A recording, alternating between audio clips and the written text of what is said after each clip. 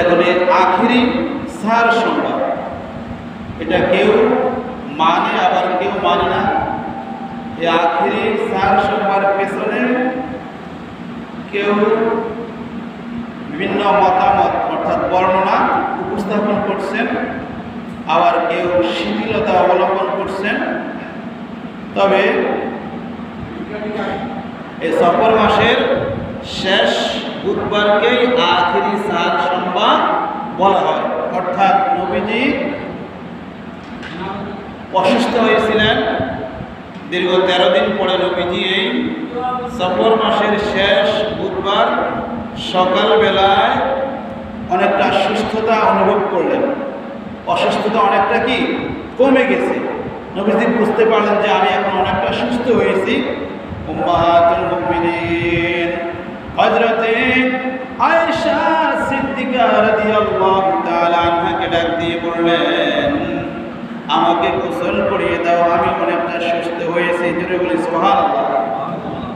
আম্মা জান আয়েশা সিদ্দিকা রাদিয়াল্লাহু তাআলা আনহা নবীজিকে গোসল করিয়ে দিলেন। নবীজি অনেকটা সুস্থ হয়েছেন এই সংবাদ, এই খবরটুকুন হঠাৎ করে চতুর্দিকে ছড়িয়ে পড়ল। সাহাবারা একজন থেকে আরেকজন, আরেকজন থেকে আরেকজনকে কি এই খবর পৌঁছিয়ে দিল যে দীর্ঘ অসুস্থতার পরে নবীজি এখন সুস্থ হয়েছেন। তো নবীজি সুস্থ হয়েছেন এ খবর পেয়ে, এ সংবাদ পেয়ে সাইয়েদনা হযরত আবু বকর সিদ্দিক রাদিয়াল্লাহু তাআলা আনহু 5000 দিরহাম আল্লাহর রাস্তায় সদকা করে দিয়েছেন। বলে সুবহানাল্লাহ। এতিম মিসকিন অসহায়দের মধ্যে 5000 দিরহাম বিলিয়ে দিয়েছেন। হযরতে আমিরুল মুমিনিন ওমর আল ফারুক রাদিয়াল্লাহু তাআলা আনহু তিনি 7000 দিরহাম আল্লাহর রাসূল সুস্থ হয়েছেন এই খবর পেয়ে, সংবাদ পেয়ে আনন্দিত হয়ে 7000 দিরহাম আল্লাহর রাস্তায় দান করেছেন।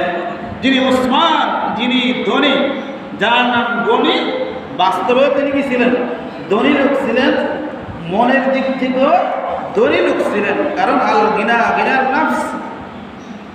রাসূল হাদিসে ইরশাদ করেন, প্রকৃত ধনী হলো ওই ব্যক্তি যে মনের ধনী, যে আত্মার ধনী, সেই হইল কি প্রকৃতপক্ষে ধনী। কারণ আল্লাহ কাউকে মন দেয়, ধন দেয় না। আবার কাউকে ধন দেয়, মনও দেয়।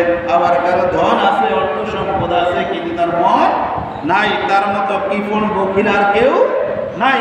তার চেয়ে আরো বড় কিফন, বড় বখিল হাদিসের ভাষায় যেখানে নবীর দুরূদ পড়া হয়, কিছু সংখ্যক লোক মুখ একেবারে দুই ঠোঁটকে একত্রিত করে এমনভাবে বসে থাকে মনে হয় যে তার উপর অনেক বিপদ আসতেছে। হ্যাঁ, গাও একেবারে জ্বলে পড়ে ছাই হয়ে যাচ্ছে, সে ঠিক থাকতে পারে না, টিকতে পারে না। তার মতো বখিল আর কেউ হতে পারে না।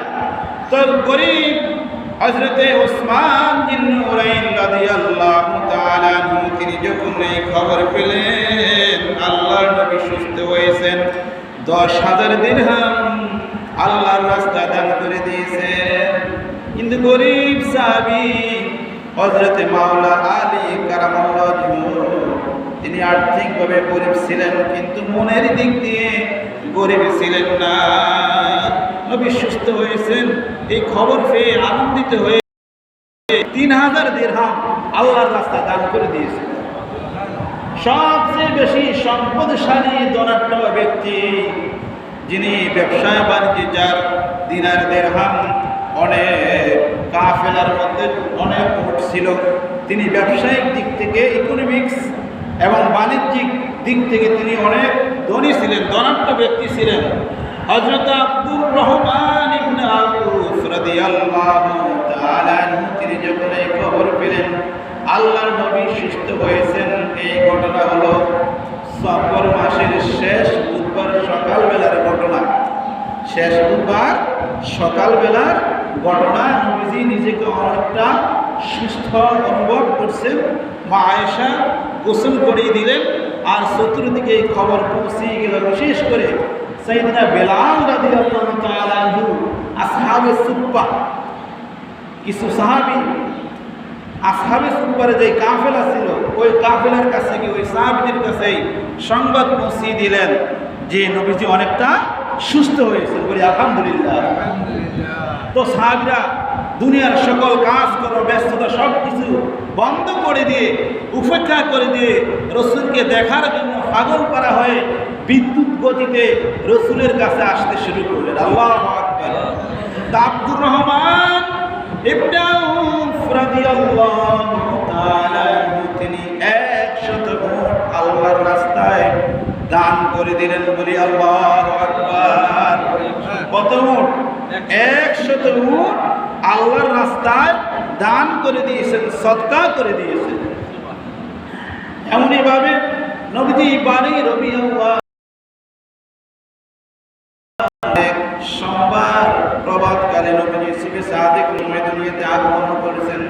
এই খবর পেয়ে সংবাদে নবীজির আগমনে আনন্দিত হয়ে খুশি হয়ে হযরত আব্বাস রাদিয়াল্লাহু তাআলা তিনি একটি উট জবাই করে জিয়ারতের আয়োজন করেছেন। বলে সুবহানাল্লাহ। কিন্তু নবীজি কি বেদাত বলছিলেন? আমার কথা বুঝেন।